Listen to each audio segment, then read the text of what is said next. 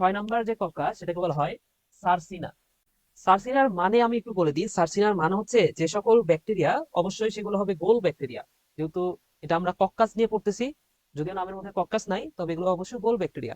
তাহলে যে গোল ব্যাকটেরিয়া গুলা নিয়মিত হয়, নিয়মিত মানে হচ্ছে এই ব্যাকটেরিয়ার দৈর্ঘ্য, প্রস্থ, উচ্চতা এগুলো যদি সবকিছু সমান হয়, দৈর্ঘ্য, প্রস্থ, উচ্চতা এগুলো যদি সমান হয়, তাহলে সেই ব্যাকটেরিয়া গুলোকে বলা হয় সার্সিনা।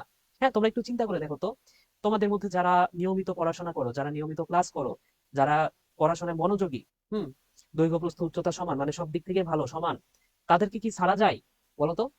তাদেরকে আমরা ছাড়ছি না। তোমাদেরকে ছাড়বো না, তোমাদেরকে আমরা আরো ভালো করে পড়াতে চাই। তাহলে যারা নিয়মিত থাকে, যাদের দৈর্ঘ্য, প্রস্থ, উচ্চতা সবকিছু সমান, সেগুলোই হচ্ছে ছাড়ছি না। ক্লিয়ার? তাহলে আমরা কি কি পড়লাম?